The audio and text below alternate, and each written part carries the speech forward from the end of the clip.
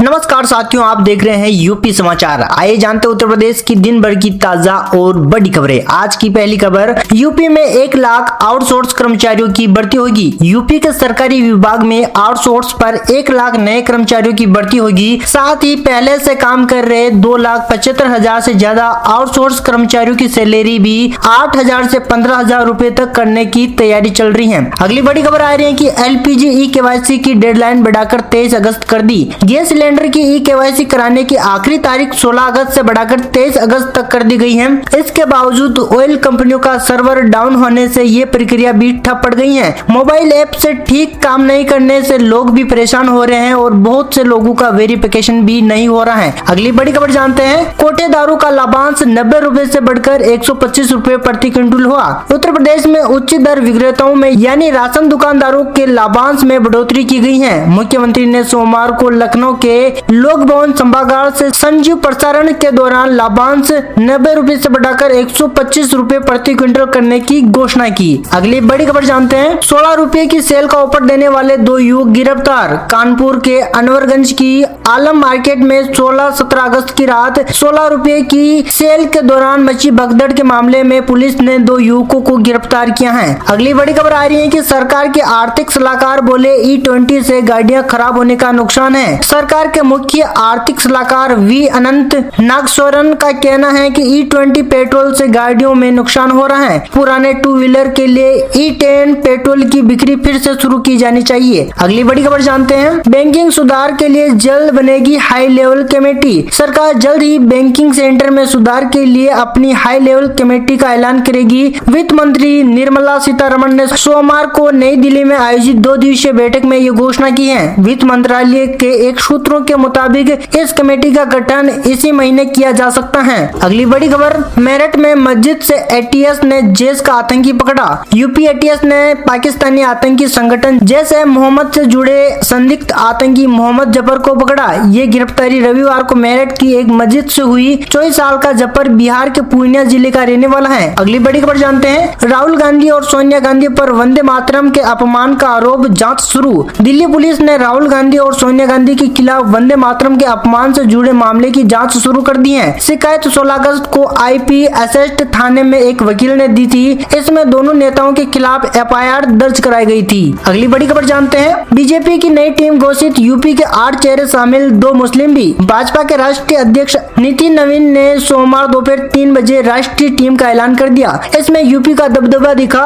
प्रदेश के 8 नेताओं को नितिन नवीन ने अपनी टीम में जगह दी। OBC और अल्पसंख्यक मोर्चा अध्यक्ष यूपी से हैं। भाजपा ने टीम में 12 महिलाओं को जगह दी, लेकिन सबसे ज्यादा 3 महिलाएं स्मृति ईरानी, रेखा वर्मा और संगीता यादव यूपी से हैं। अगली बड़ी खबर जानते हैं, यूपी में स्टार्टअप के लिए योगी सरकार ने राहत की बारिश की। उत्तर प्रदेश के उद्यमिता और छोटे उद्योगों को बढ़ावा के लिए योगी सरकार कई सहूलियत दे रही है। इसी कड़ी में स्टार्टअप कंपनियों के लिए 2 अलग से नीतियां तैयार की गई हैं। इसके तहत अब स्टार्टअप के कर्मचारी भविष्य निधि और कर्मचारी राज्य बीमा के लिए नियोक्ता के अंशदान की प्रतिपूर्ति राज्य सरकार करेगी। अगली बड़ी खबर जानते हैं, यूपी में मिलावटी दूध और डेयरी प्रोडक्ट बेचने पर निश्चित होगा लाइसेंस। प्रशासन ने यह साफ कर दिया है कि दुग्ध पदार्थों में मिलावटीखोरी की पुष्टि होने पर इकाइयों का लाइसेंस बंद कर दिया जाएगा, वहीं बड़ी कार्रवाई की जाएगी। अगली बड़ी खबर जानते हैं, उज्जैन के महाकालेश्वर मंदिर परिसर में सोमवार को भगदड़ जैसे हालात बन गए। बताया जा रहा है कि यहाँ करंट फैलने की अफवाह फैली थी। लोग एक दूसरे के ऊपर गिर गए। दबाव बढ़ने से 13 लोगों को चोट आई। प्राथमिक इलाज के बाद 3 लोगों को छोड़कर बाकी सभी को डिस्चार्ज कर दिया गया है। अगली बड़ी खबर जानते हैं, बरेली से यात्रियों के लिए राहत, 2 स्पेशल ट्रेनें अब नियमित चलेगी। बरेली में यात्रियों की बढ़ती संख्या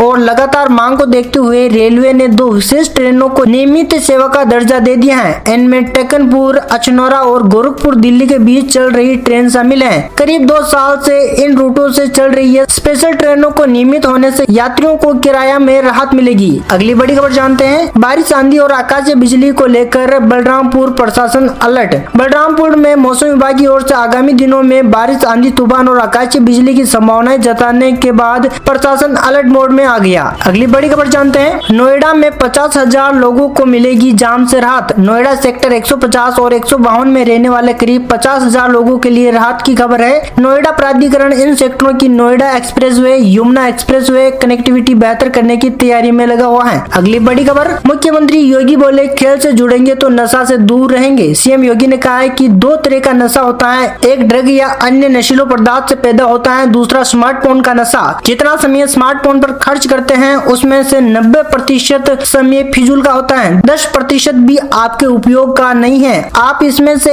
1 घंटा अपने शरीर के लिए दे तो शरीर स्वस्थ होगा, शरीर स्वस्थ होगा तो दिमाग भी स्वस्थ होगा। अगली बड़ी खबर, यूपी के सीबीएसई स्कूलों में अब वर्चुअली लैब से होगी पढ़ाई। सीबीएसई स्कूलों में अब विज्ञान और गणित की प्रायोगिक पढ़ाई के लिए भौतिक प्रयोगशाला के साथ वर्चुअली लैब की सुविधा भी मिलेगी। यह सुविधा दीक्षा पोर्टल और मोबाइल ऐप के माध्यम से उपलब्ध होगी, जिससे छात्रों को प्रयोग आधारित डिजिटल सामग्री मिल सकेगी। अगली बड़ी खबर जानते हैं, लखनऊ में अवैध डेयरी हटाने गई नगर निगम की टीम पर पथराव। पारा क्षेत्र में अवैध डेयरियों के खिलाफ कार्रवाई करने गई नगर निगम की टीम को भारी विरोध का सामना करना पड़ा। लोगों ने टीम पर पथराव के साथ ही 3 सरकारी वाहनों को भी क्षतिग्रस्त कर दिया। बाद में पुलिस बल की मौजूदगी में 18 भैंसों को पकड़कर ठाकुरगंज काजी हाउस में भेजा गया। अगली बड़ी खबर जानते हैं, यूपी में गौ संरक्षण से जेन जी को जोड़ेगी योगी सरकार। गौ संरक्षण अभियान को अब जेन जी नई पीढ़ी से जोड़ने की तैयारी में है। प्रदेश में गांव-गांव अभियान चलाकर बच्चों को, युवाओं को गौवंश की देखभाल, प्राकृतिक खेती और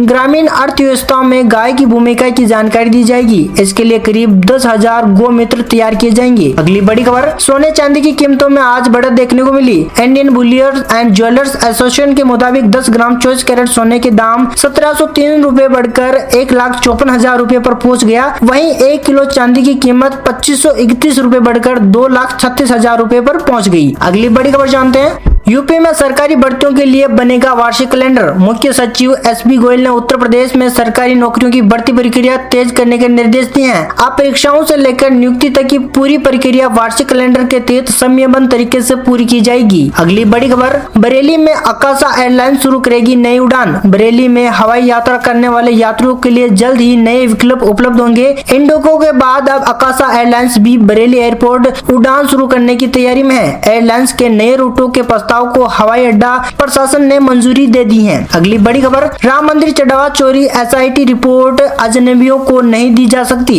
अयोध्या राम मंदिर चोरी मामले में सोमवार दोपहर सुप्रीम कोर्ट में सुनवाई हुई। याचिकाकर्ताओं के वकीलों ने कोर्ट में कहा है कि उन्हें भी जांच की रिपोर्ट दी जाए ताकि वो अदालत की मदद कर सके, लेकिन सुप्रीम कोर्ट ने मना कर दिया और उन्होंने कहा है कि अजनबियों को ये रिपोर्ट नहीं दी जाएगी। अगली बड़ी खबर, रक्षाबंधन से पहले आउटसोर्सिंग सफाई कर्मचारियों को मिलेगा रुका वेतन। भारतीय संविदा आउटसोर्सिंग कर्मचारी संघ के अध्यक्ष दिनेश सूदे के नेतृत्व में प्रतिनिधि मंडल के नगर आयुक्त सौरभ गंगवार से मुलाकात की। संगठन की ओर से पूर्व में दिए गए पत्र का संज्ञान लेते हुए नगर आयुक्त ने आश्वासन दिया कि रक्षाबंधन से पहले आउटसोर्सिंग स्वच्छता मित्रों के खातों में वेतन पहुंच जाएगा। अगली बड़ी खबर, लखनऊ में ट्रैफिक नियम तोड़ने वालों पर पुलिस की सख्ती। लखनऊ पुलिस ने 12 से 16 अगस्त तक शाम 5 बजे से 8 बजे के बीच विशेष वाहन चेकिंग अभियान चलाया। 5 जोन में चले अभियान के दौरान 19,643 2 और 4 पहिया वाहनों की जांच की गई, जिसमें 5,443 वाहनों का चालान किया गया, जबकि 127 वाहन सीज किए गए। अगली बड़ी खबर जानते हैं, भाजपा अध्यक्ष नितिन नवीन के पद संभालने के 209 दिन बाद सोमवार को 65 सदस्यों की कार्यकारिणी का ऐलान कर दिया गया है।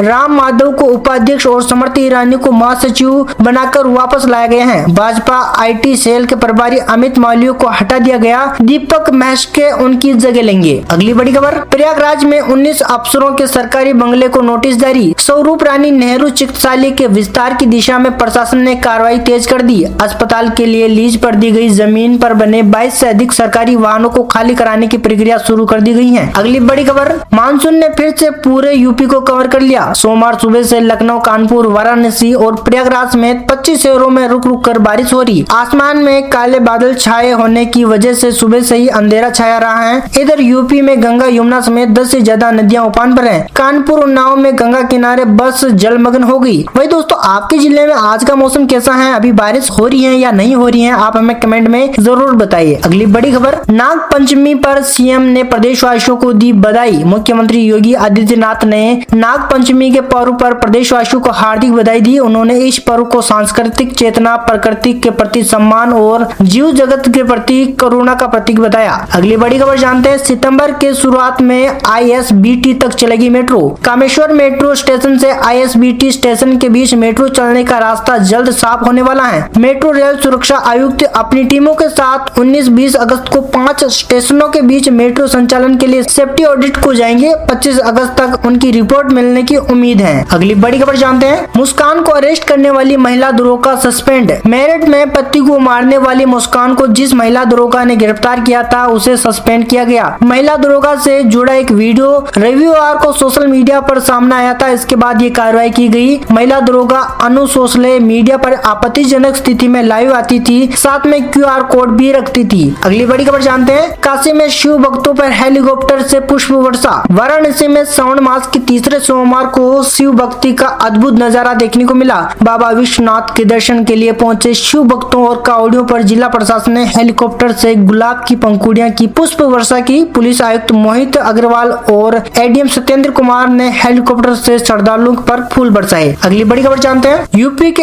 आलू किसानों के लिए योगी सरकार की 3 नई स्कीम आई। उत्तर प्रदेश की योगी सरकार ने आलू उत्पादक किसानों को बाजार में कीमतें गिरने, भंडारण की बढ़ती लागत और महंगे बीज से होने वाले नुकसान से बचाने के लिए 3 नई योजना शुरू की है। सरकार ने आलू किसानों के हित में 1000 करोड़ रुपए के भामाशाह भाव स्थिरता कोष की व्यवस्था की है। इसके साथ ही निजी कोल्ड स्टोरेज में रखे आलू पर भंडारण शुल्क के लिए सब्सिडी और गुणवत्तापूर्ण आलू बीज की खरीदी पर छूट देने का फैसला भी किया है। अगली बड़ी खबर जानते हैं, यूपी में 18 IAS अधिकारियों का तबादला। यूपी सरकार ने 28 IAS अधिकारियों सहायक मजिस्ट्रेटों का तबादला कर उन्हें विभिन्न जिलों में संयुक्त मजिस्ट्रेट के पद पर तैनात किया है। कार्मिक विभाग की ओर से जारी आदेश के अनुसार अधिकारियों को नई जिम्मेदारियां तत्काल प्रभाव से सौंपी गई। अगली बड़ी खबर जानते हैं, 95 साल की मां को कावड़ पर लेकर निकला बेटा। आज सावन का तीसरा सोमवार है, नाग पंचमी भी है। 23 साल बाद ऐसा खास सहयोग बना। यूपी के शिव मंदिरों में सुबह भक्तों और कावड़ियों की भारी भीड़ रही। काशी विश्वनाथ में मंगला आरती के बाद सुबह 4 बजे श्रद्धालुओं के लिए कपाट खोले गए। अगली बड़ी खबर जानते हैं, शामली में आभा ऐप से CHC में होगा रजिस्ट्रेशन। शामली में सरकारी अस्पताल में मरीजों का पंजीकरण के लिए लंबी कतारों से राहत देने के उद्देश्य से स्वास्थ्य विभाग ने नई डिजिटल सुविधा शुरू की है। सामुदायिक स्वास्थ्य केंद्र शामली में अब आभा ऐप के जरिए मरीजों का पंजीकरण किया जाएगा। इससे मरीज घर बैठे ही पंजीकरण कर सकेंगे और अस्पताल पहुंचकर डॉक्टरों को दिखाने के लिए अपना नंबर की प्राप्ति कर पाएंगे। अगली बड़ी खबर, लखनऊ में जैन अल्पा सड़कों पर हाईवे जाम किया। लखनऊ में शिक्षकों की कमी को लेकर जैन अल्पा एक बार फिर सड़कों पर उतरा है। सोमवार सुबह 7 बजे बारिश के बीच करीब 250 जैन अल्पा छात्राएं दुबग्गा कानपुर हाईवे चौराहे पर इकट्ठे हुए और शिक्षकों की कमी को लेकर प्रदर्शन किया। अगली बड़ी खबर जानते हैं, लखनऊ नगर निगम की छत से टपकने लगा पानी। लखनऊ में लगातार दूसरे दिन रुक रुक कर झमाझम बारिश से नगर निगम के ऑफिस की छत से पानी टपकने लगा। विकास नगर में गुलाचीनी मंदिर की सड़क धंस गई। पुलिस ने बैरिकेडिंग कर आवाजाही बंद करा दी। उर्मिला वन के सामने वाली सड़क भी धंस चुकी है। जानकीपुरम और फैजुलागंज इलाके की गलियों में 3 फीट तक पानी भरा हुआ है। अगली बड़ी खबर जानते हैं, प्रयागराज में आंगनबाड़ी के लिए मास्टर ट्रेनर शिविर शुरू। प्रयागराज के राज्य शिक्षा संस्था में सोमवार को आंगनबाड़ी कार्यकर्ताओं के लिए 3 दिवसीय मास्टर ट्रेनर प्रशिक्षण कार्यक्रम की शुरुआत हुई। समकेती शिक्षा के तहत तैयार हो रहे मास्टर ट्रेनर जिले भर की 684 आंगनबाड़ी कार्यकर्ताओं को प्रशिक्षण दिव्यांग बच्चों को आवश्यकताओं, समावेशी और शिक्षा और व्यवहारिक कौशल को बढ़ावा देने के उद्देश्य से दिया जा रहा है। अगली बड़ी खबर, प्रयागराज में आज सोमवार सुबह से रुक रुक कर बारिश हो रही है। रविवार देर तेज बारिश होने से हालात बिगड़ गए थे। करेली इलाके की कॉलोनियों और गलियों में 4 फीट तक पानी भर गया था। अगली बड़ी खबर जानते हैं, नोएडा में 2 महिलाओं से फ्रॉड, डिजिटल अरेस्ट कर ठगे 44 लाख रुपए। नोएडा में साइबर ठगों ने 2 महिलाओं को सरकारी जांच और मनी लॉन्ड्रिंग के मामले में फंसाने का डर दिखाकर 43,91,000 रुपए ठग लिए। एक मामले में ठग ने खुद को दूरसंचार विभाग का कर्मचारी बताया, जबकि दूसरे ने मुंबई क्राइम ब्रांच का अधिकारी बनकर महिलाओं को फोन किया। अगली बड़ी खबर जानते हैं, मथुरा शुगर मिल विवाद, पुरानी मिल की जगह बनेगा नया प्लाट। मथुरा में छाता की बंद पड़ी शुगर मिल को लेकर कैबिनेट मंत्री चौधरी लक्ष्मी नारायण ने बड़ा बयान दिया। उन्होंने कहा कि सरकारी पुरानी शुगर मिल की जगह ऐसा बहुउद्देशीय प्लांट लगाने की तैयारी कर रही है जो साल भर चलेगा। इससे क्षेत्र के युवाओं को 12 महीने रोजगार मिलेगा और प्लांट घाटों में नहीं आएगा। अगली बड़ी खबर जानते हैं, भारतीय मजदूर संघ ने सीएम को भेजा 22 सूत्रीय ज्ञापन। शामली में भारतीय मजदूर संघ की जिला कार्य समिति ने सोमवार को जिलाधिकारी के माध्यम से मुख्यमंत्री को 22 सूत्रीय ज्ञापन भेजा। जिलाध्यक्ष लता सैनी के नेतृत्व में सौंपे गए ज्ञापन में कर्मचारी, मजदूर और असंगठित क्षेत्र के कर्मचारियों की विभिन्न समस्याओं के समाधान की मांग की गई। अगली बड़ी खबर आ रही है कि महाराजगंज पुलिस ने 101 खोए हुए फोन बरामद किए। महाराजगंज पुलिस ने CEIR central equipment, identity registered portal और सर्विस लाइन तकनीकी का उपयोग कर 101 खोए हुए फोन बरामद किए हैं। इन फोनों की अनुमानित बाजार कीमत लगभग 26 लाख रुपए बताई जा रही है। अगली बड़ी खबर जानते हैं। 30 लाख की अफीम के साथ 2 नेपाली महिला गिरफ्तार। बहराइच में भारत नेपाल अंतर्राष्ट्रीय सीमा पर मादक पदार्थों की तस्करी के खिलाफ चलाए जा रहे अभियान के तहत रूपहीडा पुलिस और SMB की संयुक्त टीम ने रविवार देर रात बड़ी कार्रवाई की। टीम ने